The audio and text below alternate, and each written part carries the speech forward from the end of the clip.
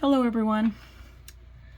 I'm going to be doing a narrative reading today using my 78 Stories deck. I have pulled an oracle card for you, and I've also pulled a message from your guides. So please take what resonates and leave the rest. Today I've pulled the Eight of Swords as our beginning card. I'm going to flip the deck over and I'm going to read from the bottom and just start reading cards. Let's see what the story is today. So we start with the Eight of Swords.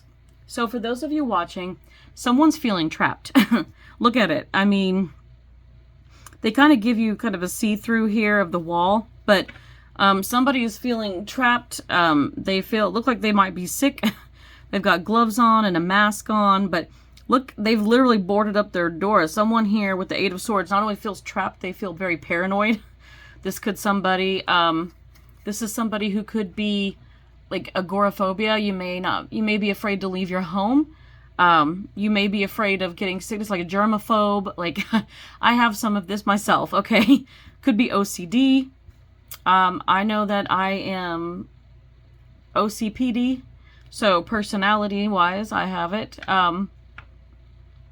So yeah, like me, I don't think I would wear the mask if I thought I was going to get sick in public or something, and gloves, but normally, like, you know, yeah, I wash my hands religiously, but I'm also a cook, so I know how it is you want to have sanitary conditions at all times. But even I can go a bit far. So let's be honest.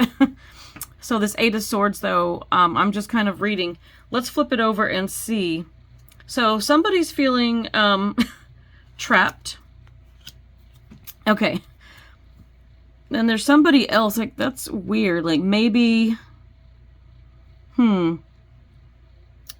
this is kind of interesting. Like, I'm trying to figure this out. So someone's feeling trapped here. They're hiding. But again, we have a Queen of Coins out here. And she looks like she's whistling a tune, and this person over here is shaking against the door. So they could be sick, and they may be trying to keep something out, you know, or keep people from getting sick from themselves rather than being trapped. So there may be a reason for it. It's really interesting. So one of you could be sick and you're telling people, don't come by, don't check on me, don't even come in. I'm not going to let you in. I don't want to make you sick. You could have COVID, you could have the flu, whatever it is. You could have something really bad. Who knows? But it could be something that's super infectious, or you could be one of those people with a compromised immune system that's very, very ill. It's so funny because I see like this guy here, and I feel like it's you as a kid. The Queen of Pentacles, like, you might be feeling really alone now. You're going through all this, and you're missing having like your loved ones check on you, because, you know, and you may be thinking of like your mother whistling a tune. Like when you were a kid and you were out and about shopping and doing things, and you know, you had your mom there to protect you and watch over you, and it may be your mother you're thinking of. It could have been a loss recently that's why you feel trapped. There could be a loss in here. If you're not sick or anything, it could be more of a mental thing. More like, you know, you could be very depressed or something over the loss of a loved one, a parental figure, someone who offered you so much comfort, and now, you know, you're an adult and you're locked away because you may be going through stuff without them now, and they're not there. You can't just call them up. You can't visit. You can't do these things anymore. So I see a lot going on with these cards. They really do tell a story. And here you are huddled up again. Four of Swords. So yeah, you're needing a lot of rest. So this could be about like the first time that you're sick, but you don't have that person to comfort you. Usually you have friends or family or somebody, but you're having to go through it alone now for whatever reason.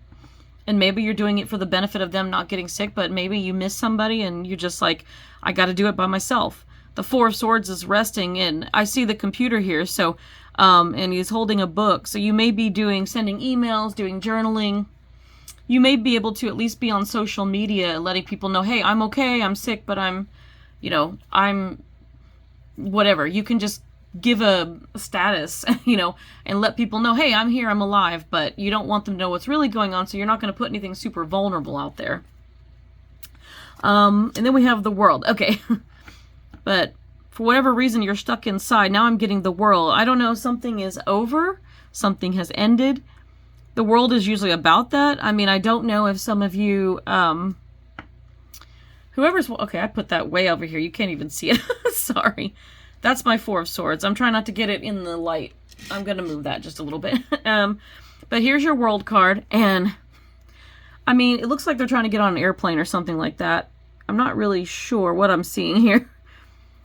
But for me, the World card can be the end of a cycle or something. It can be travel. It can be doing a lot of things. But for me, something may be over here. We don't really have to pay attention to it unless something pops out at me. But I'm looking at it as maybe something ended. That's why you're alone right now. You're feeling really alone, really vulnerable, and then you get sick on top of it. And sometimes it's, are you really sick or is it psychosomatic? You know, I've been dealing with some of that myself. You know, when we really get to a bad place emotionally, mentally, that it can make us feel like we're physically sick. Or, on the other hand, let me just say, you can get very, very ill from being upset, from being sad, you know, from going through anxiety, depression, things like that. If you go through some traumatic experiences and different things, it can make you physically sick because you are not feeling well mentally or emotionally. You're going through a rough time, and therefore then your body follows. So keep that in mind. But at least you are reaching out in some way with the Four of Swords. You're getting plenty of rest. You're trying to reach out and let people know like you're okay, and you're trying to get through it. But you may need somebody here because, you know, this ended, and I think, you know, it's been rough on you. You really need someone to trust in. And then you have Eight of Wands. Okay, so the Eight of Wands is a pretty positive card, and this tells me that you're going to get some type of communication soon. People are going to keep reaching out to you. If there's somebody that you really can trust and confide in, please do. Tell them, like, you know what, I'm not okay, but I will be. And then if they want to talk, like, talk to them. But pick someone you can truly trust. Because ultimately, that's what's going to get you through this. It's going to get you through this, you know, time of sadness. And it's going to lead to the Ten of Cups. Because those people who reach out to you, checking on you, worried about you, they care about you. They love you. And they want to make sure you're okay. So when they do, reach out to them. Let them know. Talk to the ones you can trust. And guess what? Then you're Ten of Cups. You've got this whole happy family of, you know, this misfit friends that you have that are going to be there for you. Because if you did lose somebody close to you, like a family member or a loved, like a spouse or something, these friends are going to come through for you big time. They're going to.